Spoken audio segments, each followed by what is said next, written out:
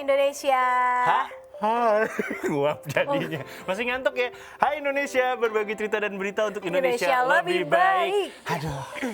Kenapa hari ini? Gak apa-apa, bangun tidur cuacanya gelap banget kan? Iya mendung hari ini tadi di luar.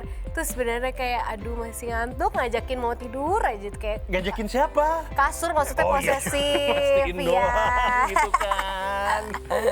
Iya nih, cuacanya lagi apa namanya ya? Kalau buat gue gak bersahabat buat tubuh. Ya memang belakangan ini kan pengaruh iklim juga ya. Jadi nanti kita jangan kaget kalau dari panas tiba-tiba hujan, hujan deras tiba-tiba panas. Itu yang dulu tuh tahun 2005-an banyak beritanya tuh perubahan cuaca secara mendadak. Dulu kan nggak pernah. Iya, sekarang kita rasakan mulai ya. Tadi tuh di jalan pun aku agak-agak serem gitu. Lihat langit tuh hitam banget tadi di mobil tuh sampai yang ya Allah ini. Lebih hitam mau mana? Kiamat apa gimana? Hitaman mana sama hatimu? Oh enggak, hitaman langit tadi. Tadi tuh benar-benar ngelihat langit itu dari tol Cawang Halim gitu ya. Ya Allah itu serem banget gitu kayak ya Allah astagfirullahaladzim. Ya, gue gak berhenti ngucap tapi emang iya cuacanya gelap. Kabutnya tadi gelap juga banget ya, hujan. cakung ya, cuaca mendukung untuk bobok lagi ya. Oh tapi itu tadi serem banget sih. Kayak jalan tol kan luas ya Tan. Kayak ya Allah ini kayak gerbang apa gitu. Langit itu hitam banget. Jalan gitu. tolnya luas, jalanannya bagus, berasa mau balap. Iya kayak mending boro-boro mau balap. Gue udah bawa nggak lebih dari 60 km per jam, udah nggak berani ngebut tadi. Udah nggak berani gelap Karena gelap banget. Terus hujan tiba-tiba Tadi gue nggak hujan. Hujan berkabut. Oh hujan. Hujan tadi di daerah tol Cawang Halim tuh hujan. Tadi kan gue dari selatan ya, Tangerang Selatan. Bukan Jakarta Selatan. Dari Tangerang Selatan. Hujan jadinya. Itu nggak terlalu hujan sih. Ya semoga lah walaupun hujan di luar cuaca lagi kayak gini, kita tetap semangat, tetap sehat, jaga kesehatan ya, jangan lupa gitu. Ya protokol kesehatan juga harus tetap dijaga, masih pandemi juga ya kan. Dan jangan lupa juga nih ngomong-ngomong tentang tadi Nuke, saya suruh balapan nggak mau dia. Takut gue. Dia kan jalan tol udah kayak race Mandalika balapan. Wah, ini beda tadi bro.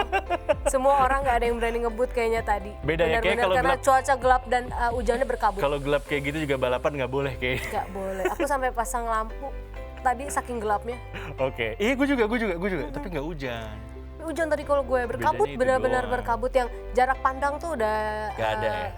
susah. Jadi iya itu emang bahaya tuh kalau jarak pandangnya udah takutnya agak licin juga kalau kita ngebut kan, ban licin atau mobil lain yang ini aduh ngeri banget tadi mikirnya. Sampai satu hal yang gue pernah pelajarin, jadi katanya nih, ini gue baca di forum sih, jadi katanya kan gue suka baca-baca forum ini supir truk. Serius gue suka baca forum supir truk, ada YouTube-nya juga kan. Mereka ternyata kalau mereka lagi di jalur kiri, sen kanan, itu artinya silakan lo lewat aja. Oke. Gue baru tahu lo tuh. Oke. Itu ternyata gitu, artinya silakan lewat aja, kita nggak akan kemana-mana, kita akan di kiri terus. Iya. Katanya tuh kayak gitu. Kenapa nggak sen kiri aja ya? Mereka kan di kiri. Membingungkan ya, kalau bagi yang nggak ngerti mungkin kan masih bingung gitu loh. Apalagi kalau di tol kan ada yang sen kanan kan berarti kasih jalan. Iya betul. Ternyata enggak buat mereka. Beda lagi ya. Oh ternyata supir truk tuh punya ininya bikin catatan sendiri. Soalnya mereka ada yang suka bikin YouTube, keren sih menurut gue. Iya banyak tuh. Iya gitu. Soalnya buat gue anak cowok gitu kan kayaknya nyupir kendaraan gitu, gede itu keren. Gitu. Yo supir dump truck sekalian kalau mau ya kan. Keren gitu kan. Iya itu tadi kalau nggak mau ngomongin jalan aspal, Nuke sama Ditan di episode kali ini kita bakal bahas yang menarik nih ya. Kita punya jalanan baru. Di mana? Jalanan baru yang di Lombok. Oh iya. Bukan jalanan sih, sebenarnya ini kayak sirkuit ya, Sirkuit. MotoGP nih. Keren banget gak tuh Indonesia bisa punya kayak gitu ya Tan? Ya ini keren sih, soalnya kan kita juga baru bikinnya, ya kan baru, bikin tahun lalu. Jadi teknologinya juga terbaru. Katanya gitu sih kan. lebih bagus malah dari sirkuit MotoGP yang ada di Sepang, Malaysia. Oh itu pasti, karena kan kita baru bikin. Iya, dan kita Teknologi pakai baru. teknik aspal yang paling baru, yang paling bagus kita udah bikin. Iya teknologi itu kayak gitu. Terus gue juga sempat nonton ada video wartawan bule. Dia tiap hari ke Mandalika, dia kasih lihat. Jadi dia kerjaannya dari tempat dia nginep, terus dia nyetir motor ke Mandalika. Itu kosong. Jadi buat yang mau beli tanah langsung beli. Tapi kayaknya lagi mahal deh pasti kalau sekarang. Karena kontrak udah mulai mahal. kontrak MotoGP itu 10 tahun. Jadi 10 tahun udah pasti tiap musim tuh tiap lagi racing, tiap lagi MotoGP di Mandalika pasti rame. 10 tahun loh, lumayan loh kontraknya. Iya makanya. Udah gitu view-nya katanya ya yang ditawarkan juga yang membuat trek Mandalika ini nih luar biasa cantik karena dikelilingi pantai, terus ada ya namanya di Lombok kan bukit-bukit gitu kan. Sebelahnya pantai ada bukit ya. Jadi kayaknya tuh bakal menjadi apa ya, suasana baru aja gitu kan. Iya. Gimana sih menikmati lomba motor GP ya kan, terus di sebelah angin-angin sepoi pantai, Tapi, euforia. Kalau buat kita peliket gak sih? Panas. Peliket gitu kan. Oke, kita balik ngomongin tentang MotoGP nih. MotoGP yang rencananya akan dilaksanakan di Indonesia. Ini tepatnya di sirkuit Mandalika ya. Jadi meskipun masih berada di tengah pandemi COVID-19, tapi penyelenggaraan MotoGP di Indonesia akan tetap dilaksanakan. Yap, benar banget. Bahkan para atlet pun ini sudah mulai berdatangan ya guys. Seperti turis pada umumnya, atlet-atlet tersebut juga menjelajahi keindahan sirkuit Mandalika. Iya, kemarin gue kemarin kalau nggak salah, ini benar-benar beberapa hari lalu itu mereka lagi tes, apa namanya? Apa? Maklum ya gue bukan anak balapan, nggak ngerti Iya. bahasanya. Tes sirkuit. Tes sirkuit, tes gitu, oke. sekalian nyari siapa yang paling cepet. Kan biasa ada tuh kalau lagi latihan tuh nyari yang lapnya, lap, time iya, lapnya iya. paling cepet, time lap namanya. Nah itu banyak yang komplain juga. Jadi pertama itu komplain karena jadi pas pagi-pagi hujan kan, jadi diundurin sampai ke siang, dibersihin dulu. Terus habis itu kan namanya juga samping laut ya, kerikil-kerikil gitu banyak. Jadi Iya, katanya pasir-pasir banyak yang betul. berterbangan. Kalau pasir-pasir kecil sih nggak apa-apa. Ada beberapa Yang kerikil-kerikil kerikil-kerikil. batu, iya, takutnya ada yang mengganggu foto ya. sininya kena. Karena buat para rider, meskipun batu itu kecil, tapi rasanya tuh pengaruh ya. kayak apa sih kalau bahasa mereka kayak kayak shotgun bahasa mereka asal nulis kayak. Iyalah sakit lah pasti Iya sakit kena. kayak disambit. Tek, Gitu, iya. Tapi aku happy loh ngeliat kabar Marc Marquez tuh udah foto di belakang Udah mereka tulisan Lombok. ada Aduh. beberapa fans MotoGP yang sengaja jalan di laut ngarep ketemu. Aduh gimana ya? Ada 2 orang yang Gua ngarep dong pengen ketemu. Satu tuh dia guru kalau nggak salah dan tinggalnya nggak jauh dari sana. Satu lagi tuh pekerja bangunan, kebetulan lagi nggak ada yang dikerjain. Iseng aja sengaja jalan, terus izin pas lihat izin dari jauh, boleh nggak foto, yuk buruan foto-foto gitu. Ah sumpah rezeki nomplok. Rezeki nomplok? Gue kalau ketemu boleh nggak foto, gue peluk sekali. Iya, colongan. Jaga jarak, jaga jarak. Kalau gue sih colongan. Boleh foto nggak? Boleh. Jaga Gua jarak. peluk. Kenceng itu. Kapan lagi ya nggak sih? Bukan muhrim deh kan. Iya. Tapi kesempatan nggak datang 2 Gitu. kali. Tapi yang jelas tuh sekitar Mandalika dari yang gue lihat yang wartawan bule nginep itu, yang bagus cuma jalanannya, sisanya kosong. Oh iya. Jadi jalanan konstruksi jalannya udah dibikin gitu, Iya. infrastrukturnya cuman Ya, tanah kanan kiri masih kosong. belum ini ya. Mm-mm. Ya mudah-mudahan sih ya cepat selesai gitu kan, karena kita berharap dengan adanya sirkuit Mandalika ini juga turut nantinya menaikkan pariwisata di sana. Apalagi kita tahu Lombok sempat gempa 2 kali dan itu bikin ekonomi mereka down. Iya, banget apalagi kan. ditambah pandemi ya, langsung tuh drop banget. Resort dulu tuh di Tar, aku kesana abis semua. Habis ya? Bis gue cuman yang Allahu Akbar, gue gimana nih tidur di sana tiap malam. Oh ya lu sempat balik ke sana ya? Gue relawan waktu itu. Yang ngajak anak-anak. Iya, trauma healing buat anak-anak gitu. Jadi yaudah masih seru kita ngomongin sirkuit Mandalika. Nanti kita akan balik lagi setelah jeda yang berikut, tetap di Hai Indonesia. Berbagi cerita dan berita untuk Indonesia lebih baik.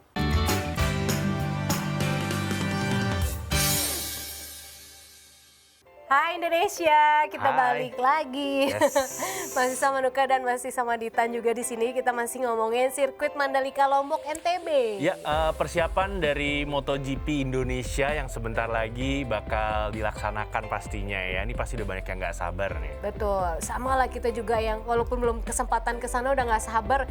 Gimana itu ya ngelihat MotoGP. lomba tumben loh di Indonesia. Iya, padahal nggak ngerti balapan Nggak, juga. tapi seneng gitu, bangga campur aduk MotoGP gitu kan. itu terakhir dilaksanakan tahun 97. Gue ada kaosnya dulu. Iya, tapi Ada kan gue MotoGP Sentul, gue ada kaosnya dulu. dari 97 ke sekarang tuh udah lama ya waktunya. Udah jauh, Bos. Gitu. Jadi kayak udah ditunggu-tunggu banget gitu loh, kapan sih Indonesia bisa jadi tuan rumah lagi. Gitu. Dan ini punya kesempatan, alhamdulillah tahun ini ya. Ya, alhamdulillah tahun 2022 ini akan dilaksanakan MotoGP di sirkuit Pertamina Mandalika kalau nggak salah nama lengkapnya ya. Anyway, ini dari Direktur Utama PT Pengembangan Pariwisata Indonesia atau Indonesian Tourism Development Corporation atau ITDC, Bapak Abdul Bar M. Mansur, dia mengatakan bahwa sirkuit Mandalika udah siap nih, telah siap untuk menggelar MotoGP pada bulan Maret mendatang. Dan nggak cuma itu aja, beliau juga menyampaikan bahwa ITDC melalui Mandalika Grand Prix Association atau MGPA ini terus bersinergi dengan Ikatan Motor Indonesia atau MII dan juga Dorna Sports dalam mempersiapkan sirkuit. Ya, nggak hanya itu aja. Jadi kabarnya juga ITDC ini telah menyediakan 62.000 tiket dengan tempat duduk dan 40.000 tiket berdiri.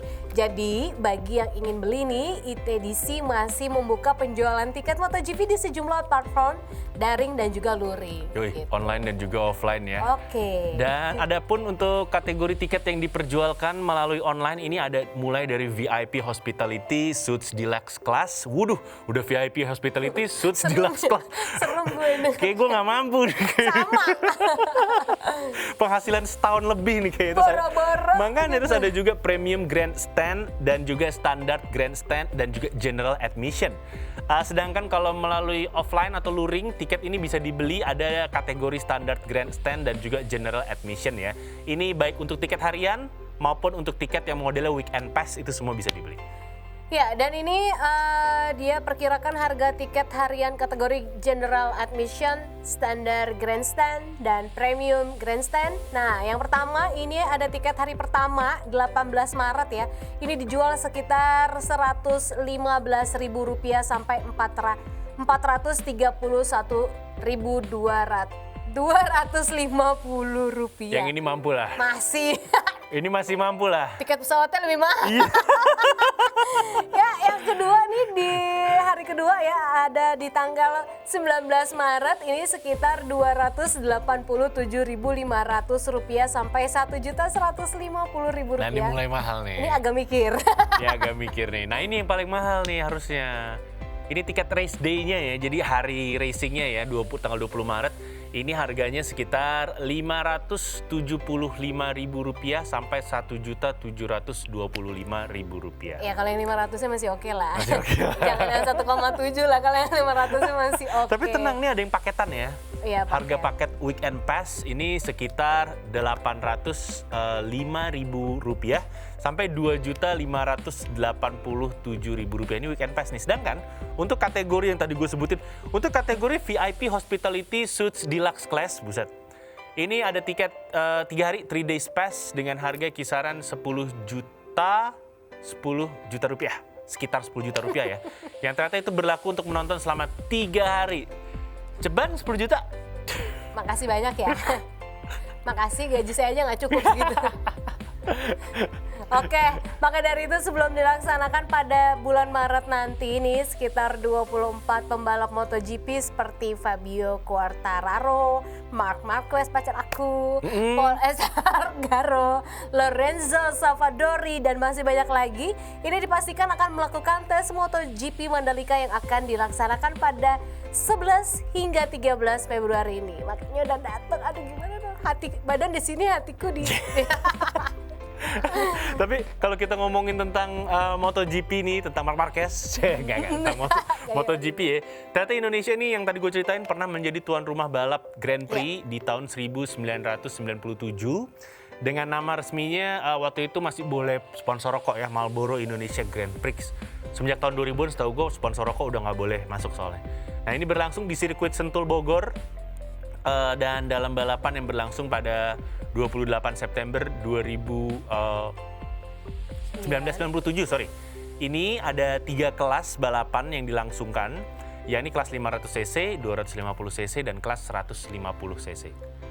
Ya, untuk kelas 500cc pembalap asal Jepang Tadayuki Okada dari Repsol YPF Honda Team ini menjadi kampion ya.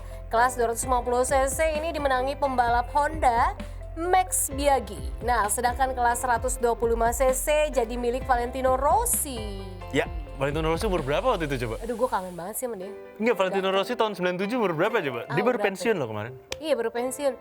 Dia nggak mau nikah apa? Nungguin gue sih ya. Ya, gitu. Ya. Pede banget deh gue. Jadi lu mau yang mana, Marquez apa Rossi? Ya kalau dua-duanya ini sih ya tinggal Mau dua-duanya ya? gimana dong gitu. Nggak gini-gini, kalau Rossi tuh udah mature lah, matang gitu. matang. Kalau Marquez tuh masih yang Unyu-unyu, fresh dia gitu. Marquez 24 ya, berapa sih? 25. Ya lo berondong gue dong. Seumur segitu kalau nggak salah. Oke, Kayaknya lebih deh. ya pokoknya umurnya seputaran segitu. Iya. Makanya kalau Rossi tuh mateng. Asik. Kalau Marc Marquez pasti masih krenyes Italiano gitu. ya, Italiano. Tuh ada kan temennya Rossi ada di Indonesia. Komeng, kan ada temennya. Jangan dong, itu malu aja.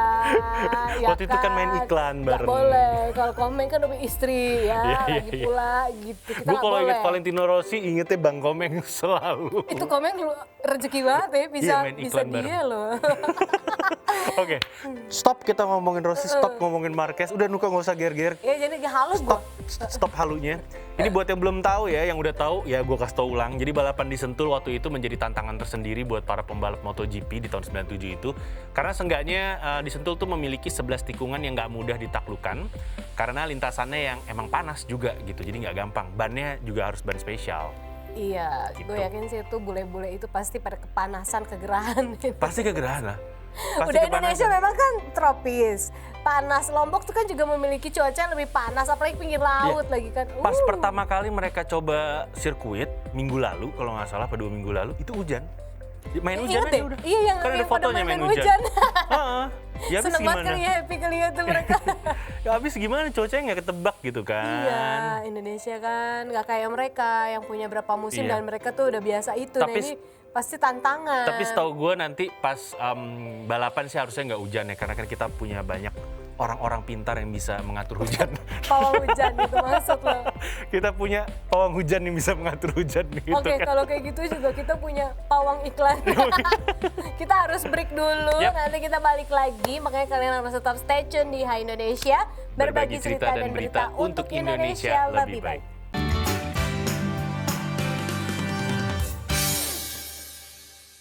Masih di Hai Indonesia, berbagi cerita dan berita untuk Indonesia lebih baik. Masih ada Ditan Sudiro, ada Nuka Aswita juga di Iya. sebelah gua. Masih ada aku, pacarnya Mark Marquez. Tuh katanya Rossi. Coba Oh lu iya. clearin dulu dong, mau lo yang mana sih Gue coba? nunggu clearinnya Rossi dulu, gimana? Rossi gimana sih Rossi? Aku jangan digantung dong, aku udah terlalu lama digantung. Aduh udah halusinasi nih kayaknya nih ya. Udah cukup Nuka, cukup. Gak apa-apa, itu menyenangkan gue di tanah.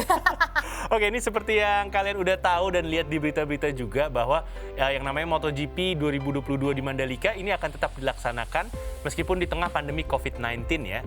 Dan ini ternyata tidak mengurangi semangat dari para pembalap dunia ini untuk menikmati keindahan sirkuit Mandalika yang ada di Lombok. Bahkan terdapat beberapa pembalap yang melakukan liburan juga di Bali atau di Lombok gitu ya sebelum mereka menjalani Grand Prix di sirkuit Mandalika bulan Maret nanti. Salah satunya adalah favoritnya Nuka, Marc Marquez. Ini si Marc nih sempat ada foto dia naik ke salah satu bukit di Mandalika. Bukit Merase kali. Udah lihat fotonya lu, ada 2 foto. Apa Tanjung An? Dia Dekat sendiri. situ Tanjung An itu biasanya. Dia sendiri foto sama dia sama timnya foto, ada 2 foto. Dan bahkan pembalap asal Spanyol itu mengatakan bahwa dia nulis pakai bahasa Indonesia, jatuh cinta dengan tempat ini #Indonesia. Termasuk jatuh cinta dengan aku. Aduh, ini halusinasi. Ya, tapi bener banget karena memang Lombok ini kan terkenal dengan keindahan alam yang sangat mempesona pastinya ya. Dan ini ada beberapa destinasi wisata di sekitar sirkuit Mandalika mungkin yang nanti bisa dikunjungi oleh para wisatawan juga. Yang tadi aku bilang ini ada Pantai Tanjung An, ini memang cakep banget sih Ditan. Bacanya gimana sih bukitnya. pantai? Tanjung An. Tanjung An. Oke. Berbeda dengan pantai lainnya, pantai yang memiliki jarak sekitar 4 km dari sirkuit Mandalika ini memiliki 2 jenis pasir yang berbeda, yaitu pasir sehalus tepung dan pasir yang bertekstur mirip butiran merica juga ada di sana. Nah, seperti destinasi wisata pada umumnya, kalau di Tanjungan ini kalian bisa berenang, berselancar, snorkeling, atau hanya bersantai di pinggir pantai sambil menikmati suara deburan ombak dan angin sepoi-sepoi gitu. Atau enggak kalian juga bisa ini naik ke atas bukit Iya. yang ada di sekeliling pantainya untuk menikmati pemandangan pantai Tanjung An ya. Dan pemandangan pantai dengan hamparan pasirnya ini sangat jelas dari atas bukit. Ih, cakep tau. Gue, makasih. Tanjung An, bukan Ditan. Jadi ini nggak heran sih kalau pembalap asal Jepang juga nih ada Takaaki Nakagami ini memilih Pantai Tanjung An untuk destinasi wisatanya sekaligus merayakan hari ulang tahunnya ke-30 tahun di Pantai Tanjung An. Wow, keren banget Dia sempat ya. merayakan di sana. Gitu. Selanjutnya ada Pantai Kuta Mandalika. Jadi nggak hanya Bali yang punya Pantai Kuta, tapi Lombok juga. Nah, pantai yang hanya memerlukan waktu sekitar 20 menit aja kalau dari sirkuit Mandalika ini ya. Ini memiliki hamparan pasir putih yang luas banget. Terus pantainya juga dikenal dengan Pantai Merica karena memang butiran-butiran pasir pantainya ini seperti merica dan juga akan terlihat menawan karena berpadu dengan keindahan bukit-bukit yang mengelilinginya gitu. Yap, dan ini kalau misalnya kalian mau liburan ke Mandalika supaya liburan lebih menyenangkan, coba deh lakukan beberapa aktivitas di sini, mulai dari kayak berenang, gue pasti berenang, berselancar kalau bisa, Pantai gue mah. atau snorkeling ya. Cocok. Ini bisa nikmati air laut berwarna biru bening yang menyegarkan, atau enggak buat kalian para pecinta olahraga air bisa juga mencoba banana boat, jet ski, atau juga windsurfer. Jet ski sih. Jet ski kalau gue. Tapi selain bisa menikmati keindahan alamnya, jadi di pantai Kuta Mandalika ini kalian juga bisa melihat ada banyak pedagang yang jualan kain songket ya.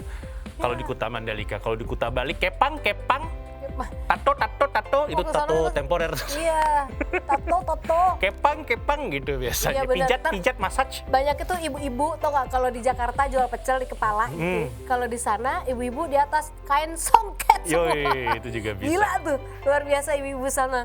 Ya kan, terus selanjutnya ada Pantai Seger ya, destinasi wisata di sekitar sirkuit Mandalika lainnya yang tidak kalah menarik. Ini ada Pantai Seger. Seketika kalian kalau kesini ya, kalian tuh akan disambut dengan pemandangan yang indah banget, terutama kalau sore hari itu anak-anak senja gitu kan. Pecinta senja ya, minum Iya. kopi nggak? Sambil kopi atau enggak air Sambil ini kopi. dong, kelapa bulat. Oh ya, kalau kelapa bisa gue. Iya. Kalau kopi lambung. Iya, air kelapa gitu kan. Karena biasanya kalau di sana yang jual banyak kan kayak gitu, jagung bakar. Iya. Gitu. Jadi sambil ngeliat sunset yang menawan sambil minum air kelapa, bukan air kelapa ini loh. Beda. Ini nggak ada santannya kalau. Nggak beda. Tapi yang jelas selain menjadi tempat untuk menikmati sunset ya, Pasar Seger ini juga terkenal sebagai tempat diselenggarakannya tradisi-tradisi bau nyale. Oh iya, yang nyale merupakan itu. sejenis... Cacing. Serius loh? Nyari, ada dalam 1 tahun itu mereka punya 1 hari yang benar-benar namanya nyale itu. Nyari cacing? Nyari cacing, karena mereka percaya cacing itu jelmaan dari Dewi apa gitu. yang bawa oke. rezeki. Gitulah pokoknya. Nah, perayaan tahunan ini diadakan untuk memperingati pengorbanan dan juga cinta kasih kepada Putri Mandalika. Karena cacing laut itu dipercaya masyarakat Lombok merupakan jelmaan seorang putri cantik bernama Mandalika. Bener loh. Ih, kan Udah pernah ke sana. Udah pernah ke sana.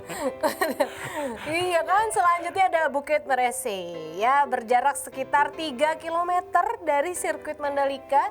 Bukit Merese ini menjadi destinasi wisata yang sayang banget kalau kita nggak ke sana. Kalau udah ke Lombok, lu harus ke sana. Lu udah Deh. sombong. Karena sesampainya kalian di Bukit Merese, kalian akan disambut dengan hamparan rumput. Terus ada bukit-bukit ini sama hampir kayak Tanjung An juga, serta keindahan gradasi air laut yang indah berwarna biru tua kehijauan. Lu udah semua tuh ke sana ya? Tanjung An udah, Kuta Mandalika udah. Seru ya? Belum jadi sirkuit kan waktu itu? Belum, jauh. Kosong. Kayaknya masih lahannya masih pembebasan lahan gitu. Oh, udah kelihatan ada yang dipatok gitu ya? Belum sih, saat itu belum. Masih bisa ditembusin. Ini benar-benar kayak apa ya? Kejar target banget loh Mandalika ini. Iya. Gua kesana aja belum ada apa-apa terakhir. Lu kesana tuh? Lomba. Kalau gua kesana kan masih ini setelah Lombok lagi gempa-gempa parahnya. 2019 ya, 18 Iya, 19 ya? Iya, kejar target. Itu lagi parah-parahnya Lombok, ekonominya lagi ambruk. Pas pulang dari sana, nggak taunya Jokowi ngumumin bahwa nanti akan dibangun di sini baru. Tahu, itu kan proses pengerjaannya lumayan Cepet ngebut banget kan. Gue kesana belum ada apa, gimana mau mikir ada Mandalika orang Lombok habis kena gempa semua jalanan kepotong, Ngejar target ya. retak semua, destinasi wisata apa semua. Mati semua. Anyep, Bo. Hilang semua. Ya mungkin Anyep, ini salah benar-benar. satu tujuan dari pemerintah untuk meningkatkan ekonomi juga dari Lombok Jauh pastinya sekarang. gitu Jauh, kan. jauh. Wah, ini pemain MotoGP harus cobain sate rembiga nih. Itu apa? Cacing? Bukan, Oh, bukan. sate daging sapi, tapi dia tuh kalau sate di sini kita pakai bumbu kacang. Kalau Kecap. di bumbu kacang, kecap gitu kan. Kalau di sana enggak, jadi rembiga itu daging sapi yang udah dibumbuin, rasanya pedes, manis, asin udah jadi satu. Itu kayak yang lagi tren sekarang, sate ayam apa pinggir jalan. Apa? Apa? Sate ayam putih yang Taichan. Taichan. Beda. Taichan. Jauh, beda dong. Tapi kan Remiga tuh dia daging sapi, Oh, jadi udah oke. Bedanya udah warnanya dagingnya udah ya. berbumbu. Bumbunya merah nggak kayak taichan? Ah enggak. Dia nggak usah pakai sambal lagi udah pedas kalau makan Udah yang enak ya? benar-benar khas Lomboknya ya. Itu udah empuk, udah enak. Jadi di sana tuh terkenalnya sate remiga tuh sapi, daging sapi Oke. sebenarnya. Gitu. Dan Lombok itu kan untuk beberapa bahasa artinya cabe ya, pedes. Cabe dan cabe di sana memang benar-benar beda rasanya enak. Apalagi bawang merahnya. Beda. Bawang merah. Bawang merah. Gue pulang dari Lombok yang gue beli cabai sama bawang. Beda rasanya. Karena beda dijadiin sambal mata sama sambal mata Bali. Gue lebih suka sambal mata Lombok. Beda rasanya. Beda rasanya. Oke, kita akan kembali setelah yang satu ini dan Nuka akan menjelaskan bagaimana cara membuat sambal mata Lombok.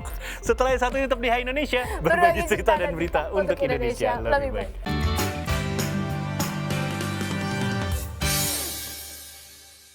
Hai hai. Yes, kita kembali lagi di Hai Indonesia, berbagi cerita dan berita untuk Indonesia, Indonesia lebih lebih baik. baik. Oke, Nuka Aswita, coba jelasin Cilup.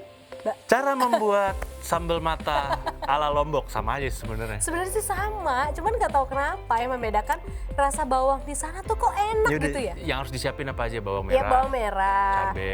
cabe, terserah tuh mau banyak cabe merahnya atau cabe rawitnya, sesuai selera pedesnya gitu kan. Tomat juga diiris kecil-kecil gitu. Kadang ada yang dicampur juga sama serai, batang serai sedikit gitu kan. Minyaknya Minyak panas. minyak panas yang mendidih, baru dituang gitu. Setelah itu campurin deh tuh jeruk perasan, air jeruk limau gitu atau jeruk nipis kayak gitu. Tapi sebenarnya sama sih. Bawangnya aja beda. Lo harus rasain dulu, beda. Bawangnya beda ya? Beda. Gue di sana di NTB ya, khususnya waktu itu dari Bima ke Lombok. Jadi pas makan, ini kok enak ya bawangnya ya Bu ya. Disediain sama Kapolres di sana. Lah gue gadoin dong itu bawang. Enak kan? Gak ada rasa kayak yang kalau di Jakarta gitu pedes gitu Iya, apa ada gimana. panasnya. Bau mulutnya ini nggak ninggalin bau mulut yang gimana banget itu bawang. Beda ya? Beda. Pulang gue beli. Bawahnya bawang. Bawang sama cabe ya. Buat bikin di rumah. Tapi emang enak sih beneran deh. Cabe di sana tuh kayak satu itu pedesnya udah pedes Rasa ya? gila gitu loh. Oke. Iya, makanya namanya Lombok. Iya pedes emang. Lombok kan cabe gitu kan. Tapi masakannya gue lebih cocok Lombok daripada Bali. Jujur, Gitu ya? Jujur ya. Gue kalau makanan apa aja sih?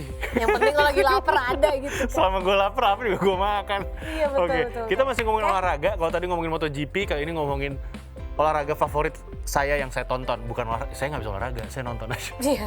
Gue tuh dulu cowok ini, dibilang cemen juga nggak ikut, cuman anak bawang gitu Anak kalau main bawang. bola. Kalau main bola kan suka pilih misalnya sweet, pilih temen lo. Gue paling terakhir pasti.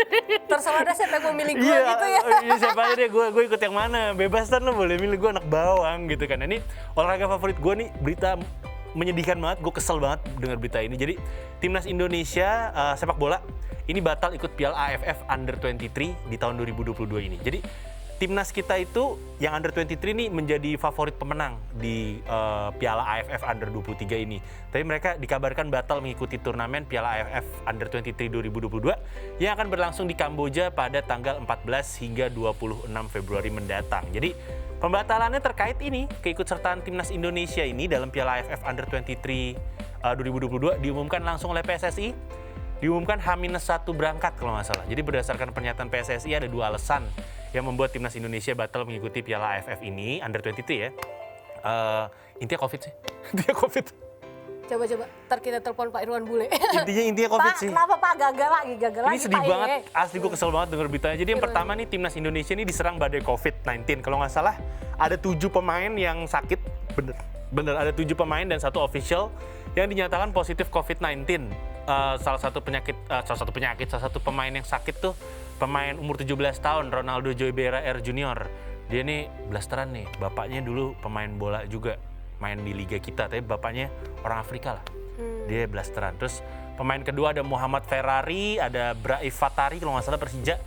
Taufik Hidayat juga nggak salah Persija. Terus ada Irfan Jauhari, Ahmad Figo Ramadhani, dan Cahya Supriyadi yang mereka ini ternyata COVID. Dan ada juga 4 pemain yang menunggu masa inkubasi karena kontak erat dan berada satu kamar dengan rekan setim yang lebih dahulu positif gitu. Ya, Terus ini nih- ada siapa lagi? Alfeandra Dewangga, Genta Alparedo, Muhammad Kanu Helmiawan, dan Marcelino Ferdinand jagoan gue nih yang terakhir. Mereka kayak nggak bisa main. Itu tadi kan alasan pertama memang karena COVID-19. Terus ada alasan kedua nih katanya. Nah ini karena terdapat 3 pemain timnas Indonesia yang mengalami cedera, yakni ada Gunansar Mandoen, Ramai Rumakik, dan juga ada Muhammad Iqbal. Nah ketiga pemain itu mengalami cedera nih saat memperkuat klubnya masing-masing pada pergelaran Liga 1 2021 hingga 2022. Iya. Gitu. Ini yang bikin kesel nih gara-gara Liga 1-nya. Jadi kan harusnya bubble tuh yang gue cerita tuh pemainnya nggak boleh kemana-mana, di hotel aja. Kayak bulu tangkis tuh gitu, bubble. Jadi pemainnya di dalam hotel aja. Nah kalau sepak bola bubble di Bali. Satu pulau bubble-nya, terserah mau jalan kemana. Kesel gue Sama ngeliatnya. aja bohong. Sama aja bohong kan kalau kayak gitu kan. Terus klub yang pemainnya sehat semua yang tinggalnya di Ubud jauh. Iya. Itu semua pemainnya sehat. Yang bubble ini yang nggak sehat. Yang bebel, jadi bukannya bubble malah bebel. Bubble kan gue bilang. Iya yang bubble. udah gitu banyak alasan kan, mulai ada pemain-pemain yang masa kita dilarang makan dengan keluarga, aduh mau main bola kok, nurut Enggak, dong. tak dulu dong. Ntar abis itu juga lu punya waktu kan, Iya, tapi ini spend pemain time buat yang keluarga lo. merasa itu pemain asing sih, biarin aja lah. Biasa suka kayak gitu. Iya, kalau dia jago dia main di negara lain, bukan di sini, ibaratnya kayak gitu. Kok miris saya dengarnya. Maksudnya bukan kalau dia jago sih, kalau dia berpikiran maju gitu, dia mainnya Ya, nggak di sini maksudnya juga ini kan sih. lo lagi mau ngebela tim lo deh, please tolong deh. deh gitu kan. Nah, Ya, maka ini- dari itu kondisi ini membuat pelatih timnas Indonesia Sintayong mengirimkan surat resmi kepada federasi dan mengusulkan untuk membatalkan keikutsertaan Indonesia di Piala AFF U23 dan permintaan Sintayong ini direspon oleh PSSI akhirnya. Ya, dan dengan ada diskusi antara Ketua Umum PSSI, Bapak Muhammad Iriawan, Bapak Iwan Bule. Bapak tolong Pak. Ya, asik. Dan juga Wakil Ketua Umum Bapak Iwan Budianto dan juga Sekretaris Jenderal Yunus Nusi dan Direktur Teknik Bapak Indra Safri. Dan akhirnya diputuskan untuk membatalkan keikutsertaan Indonesia di turnamen Piala AFF Under-23 di tahun 2022 ini. Semua dimulai dari suratnya Sintayong. Sintayong. Gitu, ini agak menyedihkan sih menurut gue. Jadi itu yang Iyalah. gue bilang tadi, beda banget sama bulu tangkis. Kalau bulu tangkis tuh IBF kan kemarin sempat ada tuh Piala IBF di Bali. Nah kalau mereka tuh bubble-nya bener-bener bubble, nggak bubble. Bukan bebel, Bubble. bubble. Bener-bener pemain tuh ya udah lu masuk kamar makan di nasi kotak gitu. Sedangkan kalau pemain bola kita tuh yang orang asing marah-marah, maksudnya apa dikasih nasi kotak? Alah lu. Saya mau makan bareng sama keluarga saya mau jalan-jalan dulu, mau refreshing biar saya Ribet, nggak stres sebelum tanding. Tapi kayaknya sih pemain ini agak kasihan kalau menurut gue. Jadi dia tuh tahun lalu main di luar negeri. Mungkin dia ngelihat IG pemain-pemain asing kita yang jalan-jalan di Bali. Ah gue ke Bali nih.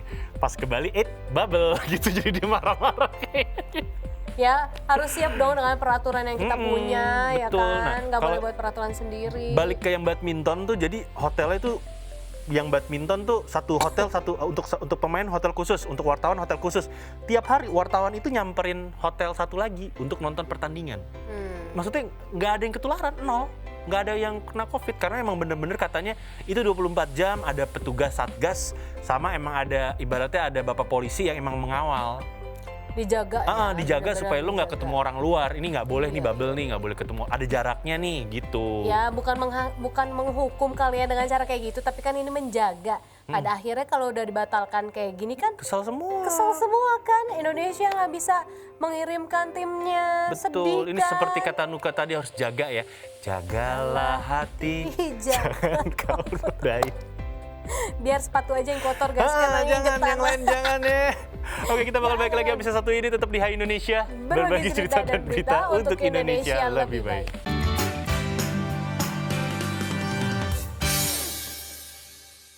Hai Indonesia, kita balik lagi.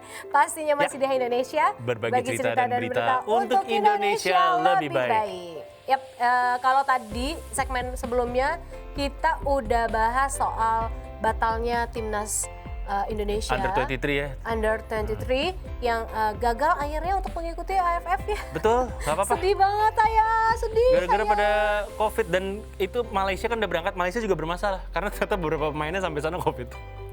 Pusing deh ya, COVID gak kelar-kelar ya, enaknya COVID kita apain ya. Diemin aja, jangan diomongin biar nggak gerer. Cubit nih gitu kan. Kalau Udah gua bisa lupain cubit, aja, cubit lupain nih. aja. Udah hilang. Anyway, ngomong-ngomong tentang COVID, ini kan bioskop udah mulai dibuka juga di beberapa wilayah. Iya. Udah bisa walaupun- nonton bioskop iya, gitu sekarang kan. walaupun masih ada peraturannya agak ketat ya. Boleh. Iya, karena gue kan Gue kan tinggalnya kan nih DKI Jakarta nih, Jakarta Selatan, gue Tangerang Selatan. Aturan gue beda daerah gue. Jauh ya Pak? Aturan gue beda. Mall-mallnya aturannya beda, boleh buka, boleh apa segala macamnya. Nah, ini yang udah nggak sabar pengen nonton bioskop siap-siap aja karena film Insidious 5 bakal dirilis tahun ini. Insidious bukannya kok udah kelima aja? Gue juga belum nonton kayaknya seri yang 432. Dia mau bikin kayak handphone gitu kali ya, seri satu. Iya, ya kan.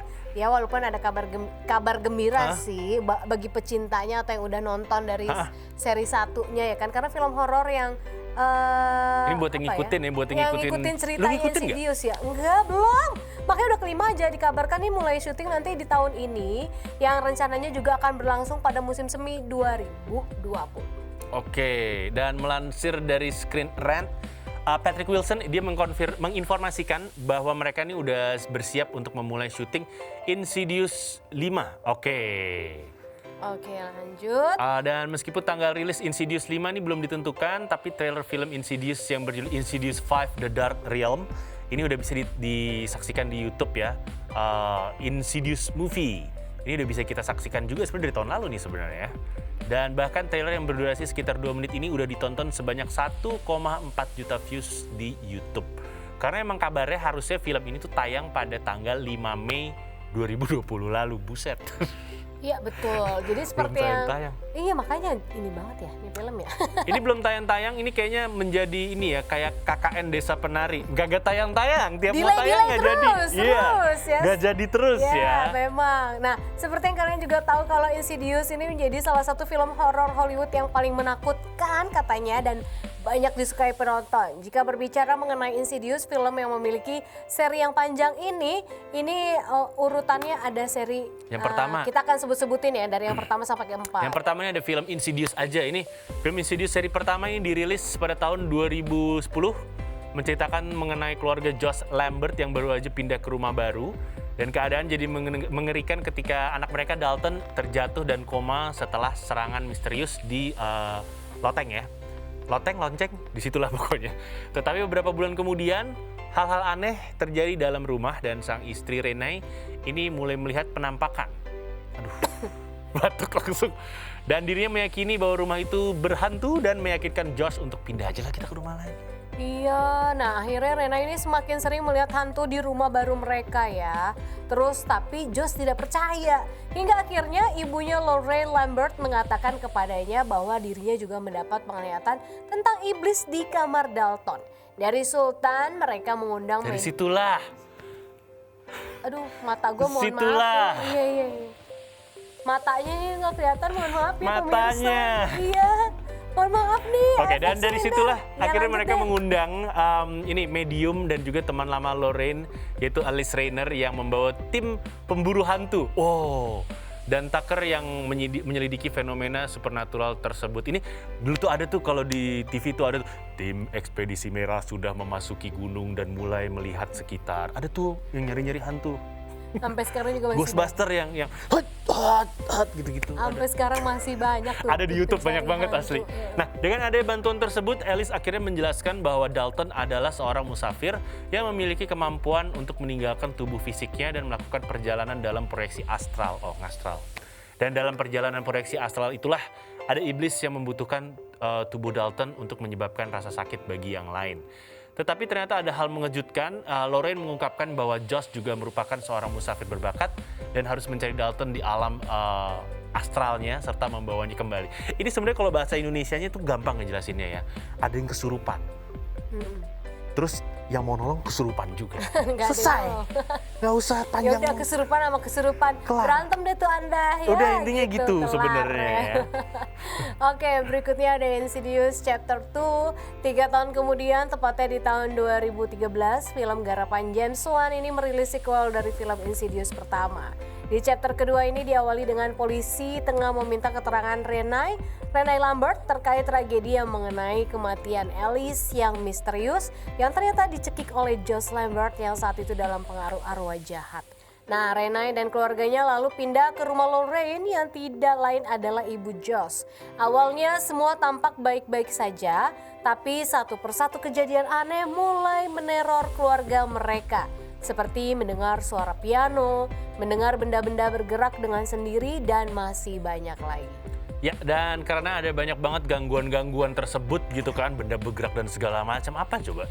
Nah ini akhirnya membuat mereka meminta bantuan dari Carl yang merupakan seorang medium sekaligus teman lama Alice untuk mencoba berkomunikasi dengan Alice lewat permainan dadu. Oh, ini ada lagunya nih.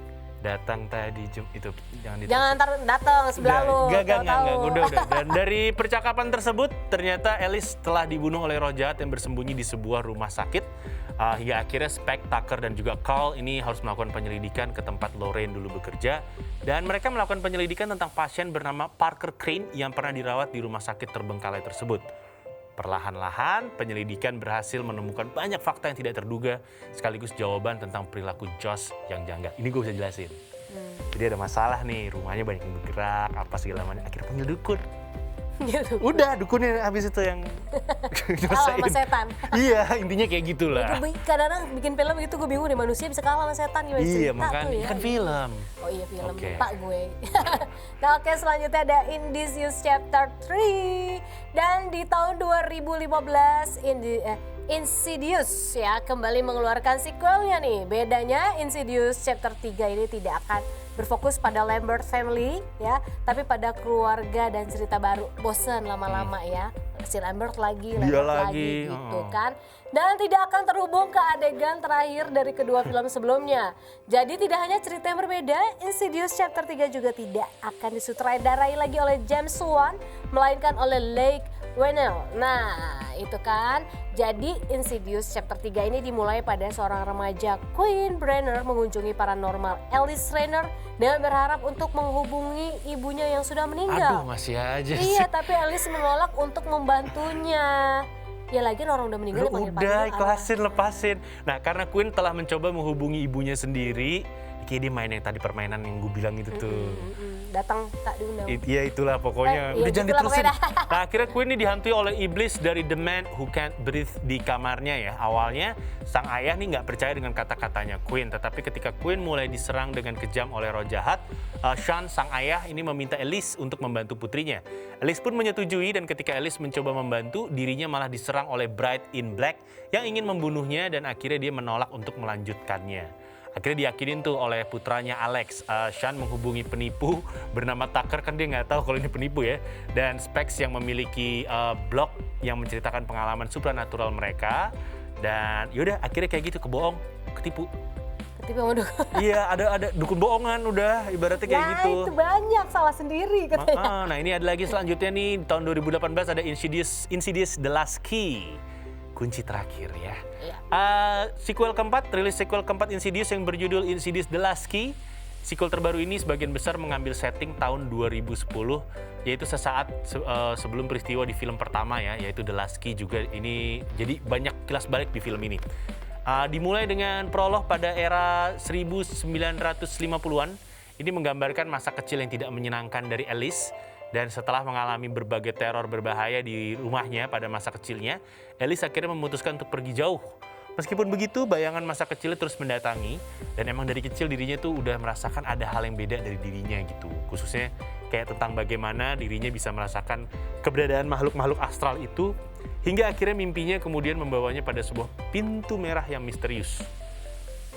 Jangan dibuka deh kalau mimpi ada pintu beneran. Udah jangan diterusin kalau lu mimpi ada gitu-gitu, jangan penasaran belakangnya apa ya. Pintunya dibuka dan ternyata menyimpan kengerian yang luar biasa di luar bayangannya. Ya, hingga akhirnya secara tiba-tiba nih Alice mendapat telepon dari pemilik baru rumah masa kecilnya itu.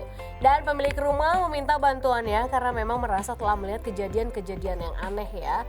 Karena memiliki trauma di masa kecil, awalnya Alice menolak. Tapi dengan segala trauma dan rasa penasarannya, akhirnya Alice setuju nih untuk datang ke rumah itu kembali. Bersama dua asistennya, Spec dan juga Tucker, Alice mendatangi rumah masa kecilnya. Klien barunya ini memiliki kemiripan yang mencolok dengan ayahnya, bahkan gaya berjalannya juga. Sesampainya di rumah itu, Alice menemukan kejadian aneh di rumah tersebut dan bersama kedua asistennya, Alice harus berhadapan dengan gangguan hantu yang teramat mengerikan. Jadi nggak hanya dari situ aja, Alice juga harus menghilangkan trauma pada rumah tersebut. Gitu. Oke, dan ini dia nih, Insidious The Dark Realm. Insidious The Dark Realm ini katanya akan dirilis pada tahun ini, semoga ya. Ini mengisahkan tentang seorang gadis lumpuh yang kerasukan dan ternyata hal itu menjadi alasan dari peristiwa tragis yang datang menimpa Lambert family. Ini terjadi pada film Insidious sebelumnya, yakni Insidious pertama dan kedua gitu kan. Dan selain itu Dalton akhirnya dikembalikan ke teror masa kecilnya dan paranormal Alice yang melawan mimpi buruknya di alam roh gelap yang disebut dengan The Father. Father, itulah Father. pokoknya.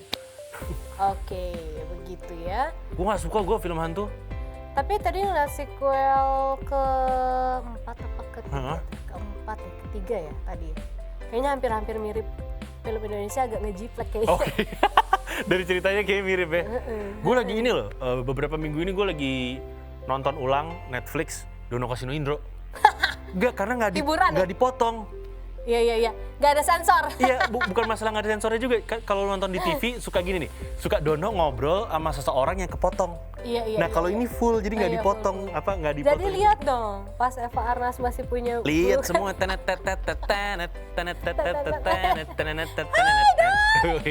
Don, hai juga. Terus adegannya pasti gitu kan, gue baru nyadar loh. Jadi ada satu Di pantai. Nah iya itu ada satu adegan. Kemana kita draw? Ya biasalah. Kalau nggak ke pantai ya ke gunung. Ada adegan gitu. Emang bener kan kalau nggak ke puncak ke itu the best pantai. sih. Nonton film Dono Kasino Indro tuh sampai kapanpun juga kayak nggak pernah bosen. Iya, Padahal dari kecil tuh film kita udah tahu. Daripada nonton film diulang. hantu gitu kan. Iya. Aduh kocak sih kalau film itu memang the best sih mereka bertiga, makanya legend banget ya. Nggak ada yang Bener bisa banget. menggantikan. Oke millennials, oke pemirsa, pilihannya ada dua, mau nonton film hantu atau mau nonton film komedi, terserah. Iya. Atau mau nonton film romantisan. Boleh juga, boleh. yang jelas protokol kesehatan harus tetap ketat ya. Jangan lupa untuk 6M-nya menggunakan masker, mencuci tangan, menjaga jarak, mengurangi mobilitas, menjauhi kerumunan dan membatasi makan bersama ya. Kalau mau hidup bersama, sahkan dulu. Jangan, karena buffalo gathering is not good for you ya. Oke, kalau kayak gitu, kayaknya kita harus pamit undur diri Pamit dulu undur ya. diri dulu, gue Ritan Sudiro pamit undur diri. Kita akan ketemu lagi di Luka episode Zita selanjutnya juga. dari Hai Indonesia. Berbagi cerita dan berita untuk Indonesia lebih baik. Hanya di Mata Milenial Indonesia TV. Matanya Indonesia. Bye-bye.